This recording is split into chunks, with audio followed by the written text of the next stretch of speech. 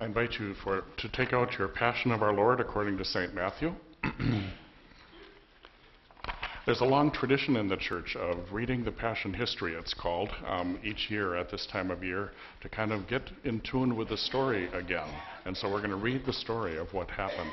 And we're not just going to read it, we're going to kind of do a dramatic reading. There will be people up here playing different characters. You also have a character to play. You will play the crowd, believe it or not.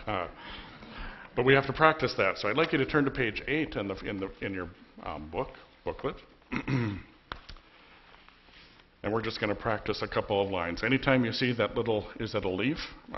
That's your, and in bold print, those are your lines.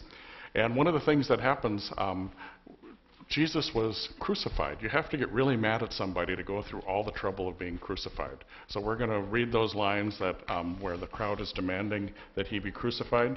I'll start with Pilate, kind of about a third of the way down the page. I'll read Pilate and the narrator, and then you read your lines, just to practice here. Then what should I do with Jesus, who is called the Messiah? And all of them said, "Let him be crucified."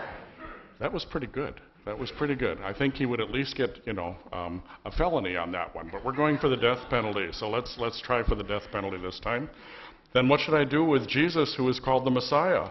All of them said, "Let him be crucified." There we go. That's a crucifiable offense. Okay, so that's how we'll do it together. We'll read our parts, and I'll invite the other readers to come up to the mic, and we'll go through the Passion of Our Lord according to St. Matthew. On Friday, we're going to be reading the same story, only we'll be reading it from John. And it's interesting to notice the differences between Matthew and John. In John, Jesus is very much in control of the situation. You'll notice in Matthew that it doesn't seem that Jesus is in control in the same way. So it's just kind of interesting the way the different authors talk about it.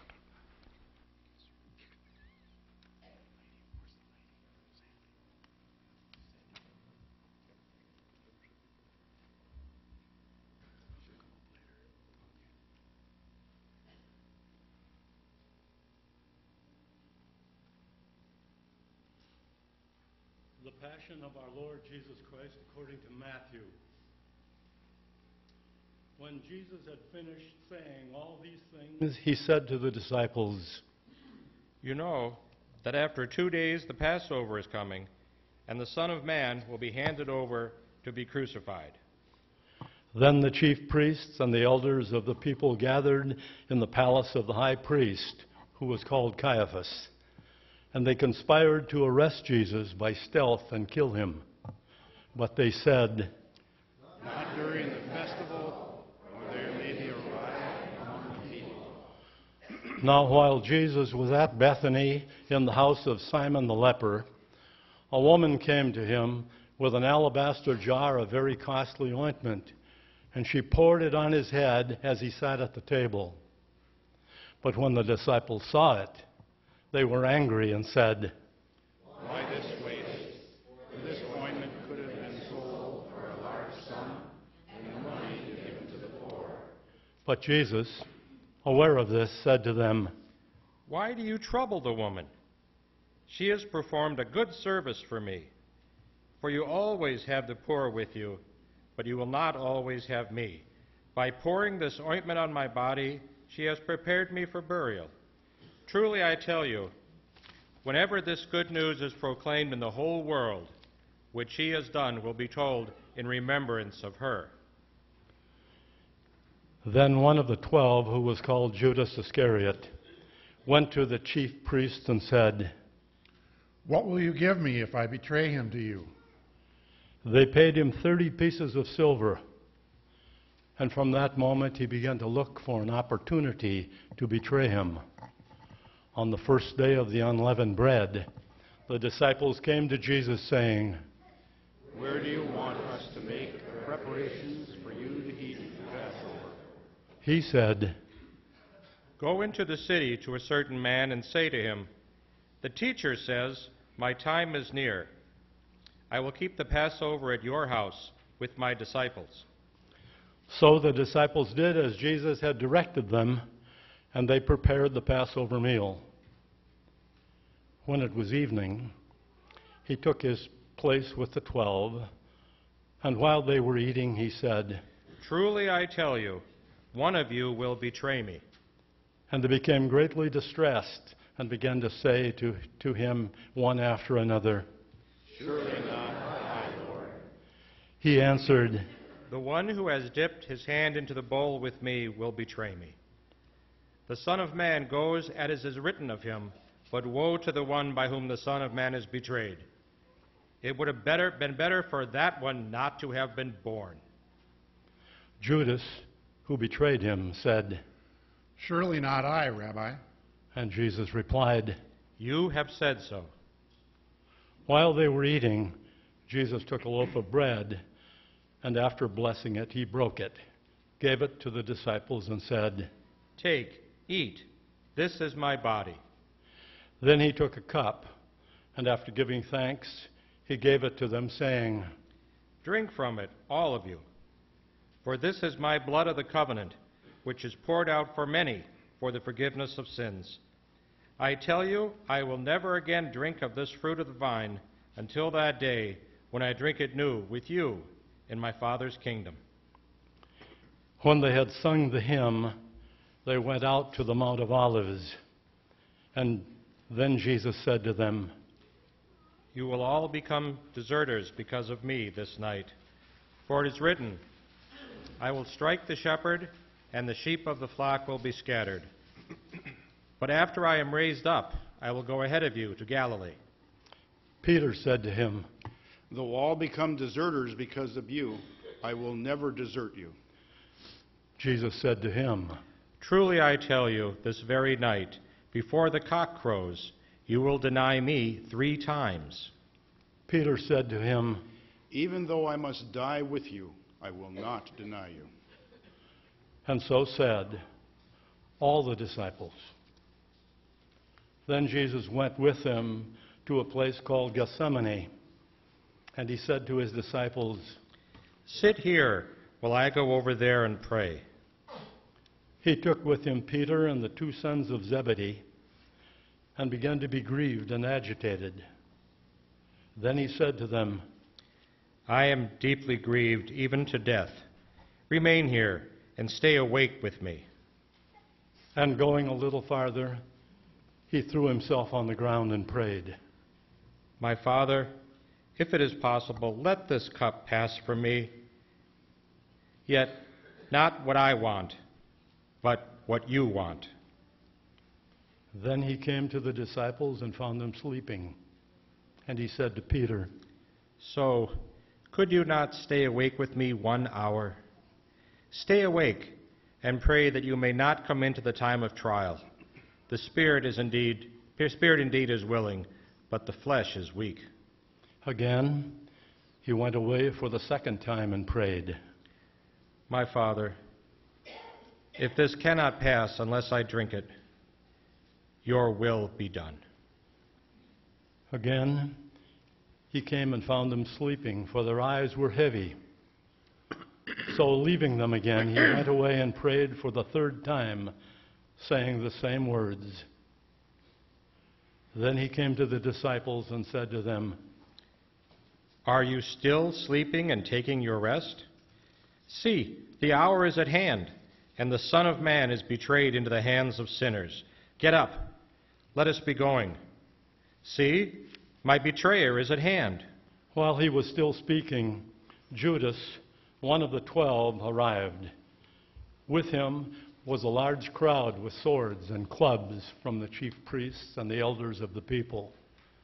Now the betrayer had given them a sign, saying, The one I will kiss is the man. Arrest him. At once he came up to Jesus and said, Greetings, Rabbi. and Judas kissed him. Jesus said to him, Friend, do what you are here to do. Then they came and laid hands on Jesus and arrested him. Suddenly one of those with Jesus put his hand on his sword, drew it, and struck the slave of the high priest, cutting off his ear. Then Jesus said to him, Put your sword back into its place, for all who take the sword will perish by the sword. Do you think that I cannot appeal to my Father, and he will at once send me more than 12 legions of angels. But how then would the Scriptures be fulfilled, which say it must happen in this way?" At that hour Jesus said to the crowds, "Have you come out with swords and clubs to arrest me as though I were a bandit? Day after day I sat in the temple teaching, and you did not arrest me. But all this has taken place so that the Scriptures of the prophets may be fulfilled." Then all the disciples deserted him and fled. Those who had arrested Jesus took him to Caiaphas, the high priest, in whose house the scribes and the elders had gathered. But Peter was following him at a distance, as far as the courtyard of the high priest.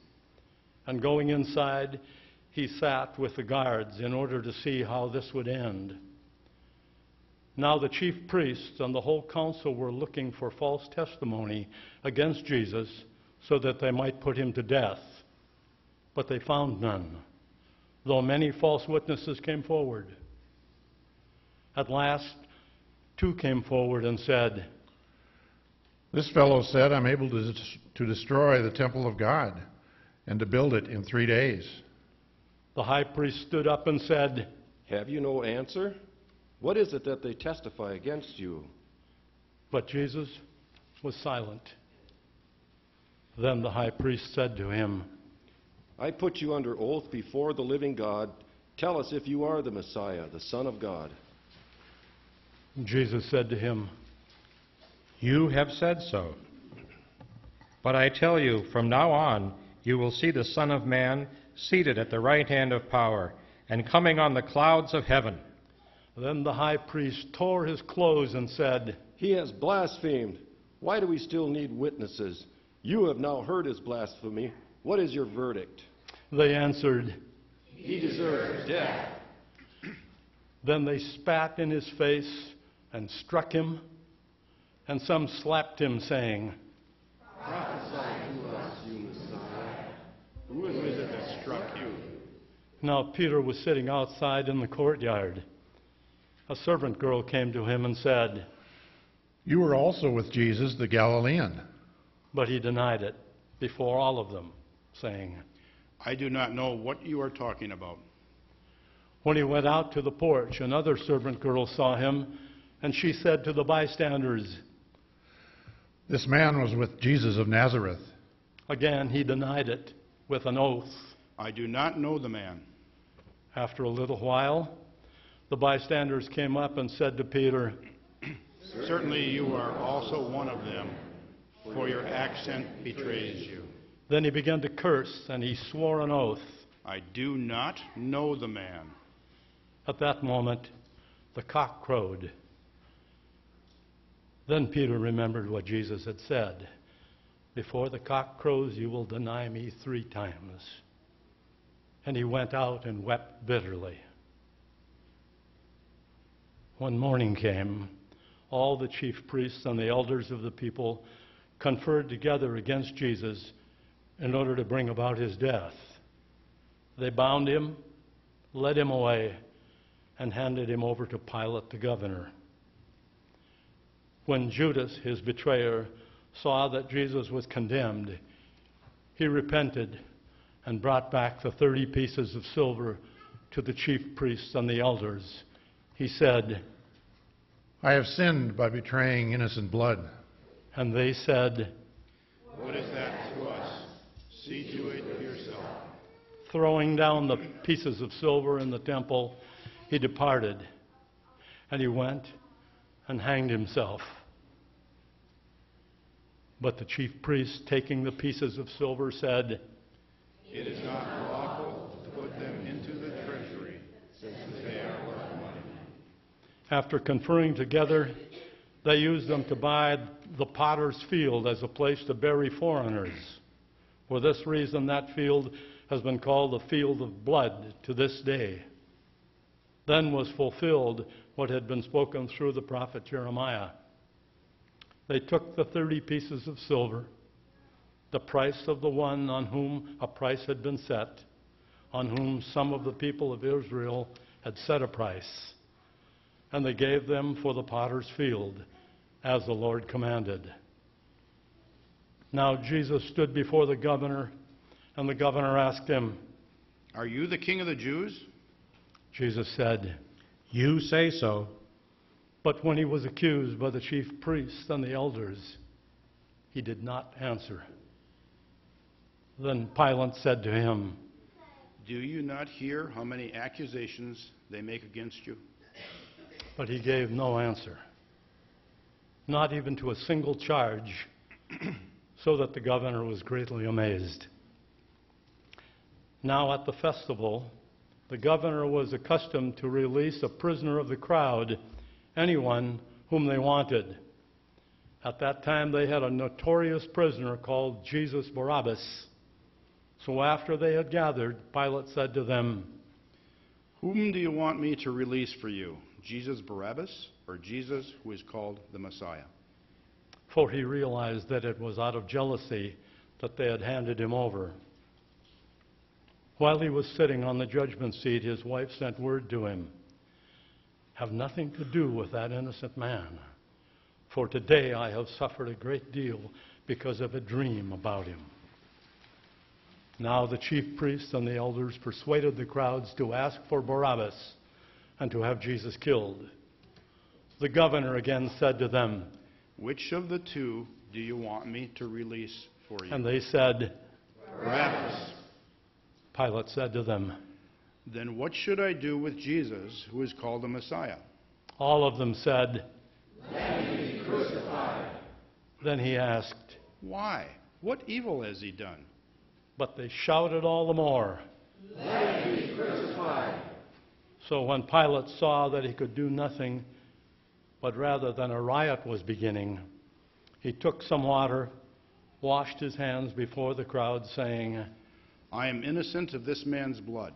See to it yourselves. Then the people as a whole answered, So he released Barabbas for them.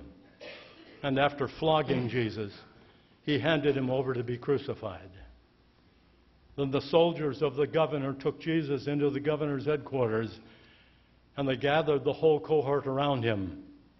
They stripped him, they put a scarlet robe on him, and after twisting some thorns into a crown, they put it on his head. They put a reed in his right hand and knelt before him and mocked him, saying, Hail, King of the Jews! They spat on him. They took the reed and struck him on the head. After mocking him, they stripped him of the robe and put his own clothes on, and they led him away to crucify him. As they went out, they came upon a man from Cyrene called Simon. They compelled this man to carry his cross. And when they came to a place called Golgotha, which means the place of the skull, they offered him wine to drink mixed with gall. But when he tasted it, he would not drink it. And when they had crucified him, they divided his clothes among themselves for casting lots. Then they sat down there and kept watch over him. Over his head they put a charge against him which read, This is Jesus, the King of the Jews. Then two bandits were crucified with him, one on his right and one on his left. Those who passed by derided him, shaking their heads and saying, You who would destroy the temple and build it in 3 days, save yourself. If you are the Son of God, come down from the cross. In the same way, the chief priest also, along with the scribes and elders, were mocking him, saying, He saved others. He cannot save himself. He is the King of Israel. Let him come down from the cross now, and we will believe in him. He trusts in God. Let God deliver him now, if he wants to, for he said, I am God's Son. The bandits who were crucified with him also taunted him in the same way. From noon on, darkness came over the whole land until 3 in the afternoon. And about 3 o'clock, Jesus cried with a loud voice, Eli, Eli, lema sabachthani. that is, my God, why have you forsaken me? When some of the bystanders heard it, they said, This man is calling for Elijah. At once, one of them ran and got a sponge, filled it with sour wine, and put it on a stick, and gave it to him to drink. But the others said, Wait, let us see whether Elijah will come to save him. Then Jesus cried again with a loud voice and breathed his last. At that moment, the curtain of the temple was torn in two from top to bottom. The earth shook and rocks were split. The tombs also were opened, and many bodies of the saints who had fallen asleep were raised. After his resurrection, they came out of the tombs and entered the holy city and appeared to many. Now when the centurion and those with him who were keeping watch over Jesus saw the earthquake and what took place, they were terrified. And they said, Truly, this man was our son. Many women were also there, looking on from a distance. They had followed Jesus from Galilee and had provided for him. Among them were Mary Magdalene, and Mary, the mother of James and Joseph, and the mother of the sons of Zebedee. When it was evening, there came a rich man from Arimathea named Joseph, who was also a disciple of Jesus. He went to Pilate and asked for the body of Jesus. Then Pilate ordered that it be given to him. So Joseph took the body and wrapped it in clean linen cloth and laid it in his own new tomb, which he had hewn in the rock. Then he rolled a great stone to the door of the tomb and went away. Mary Magdalene and the other Mary were there, sitting opposite the tomb. The next day, that is, after the day of preparation, the chief priests and the Pharisees gathered before Pilate and said, Sir, we remember what that impostor said while he was still alive. After 3 days I will rise again. Therefore command the tomb to be made secure until the 3rd day. Otherwise his disciples may go and steal him away until he know he has been raised from the dead. And the last secession would be worse than the first. Pilate said to them, You have a guard of soldiers. Go, make it as secure as you can. So they went with the guard and made the tomb secure by sealing the stone.